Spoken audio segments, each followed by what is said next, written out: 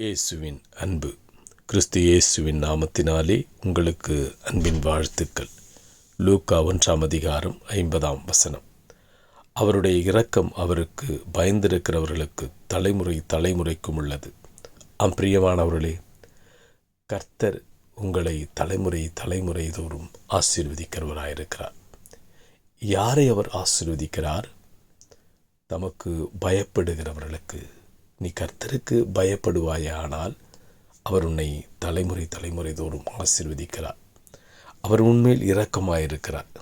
அவருடைய இரக்கம், கர்த்தருடைய இரக்கம் மகா பெரியது. அது நித்தியமாக இறங்கி உன்னை ஆசீர்வதிக்கிறது. அவர் இரக்கத்திற்கு முடிவே இல்லை. அவர் உன்னை இறங்கி ஆசீர்வதிக்கிறவர். அவருடைய அன்பு பெரியது. அவர் இரக்கத்தின் தேவனாயிருக்கிறார். நீ கர்த்தருக்கு பயப்படும் பொழுது அவருடைய நித்திய இரக்கத்தினால் உன்னை ஆசீர்வதிக்கிறவர். அவர் இரக்கத்திற்கு முடிவே இல்லை.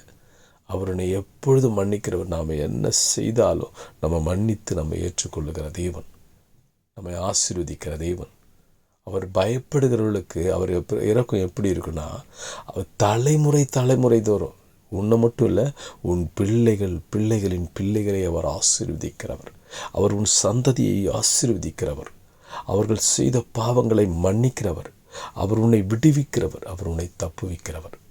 அவர் எல்லாவற்றையும் மாற்றி அவர் நித்திய இரக்கத்தினால் இறங்கி உன்னையும் உன் சந்ததியும் ஆசீர்வதித்து உயர்த்த வல்லவராயிருக்கிறார்.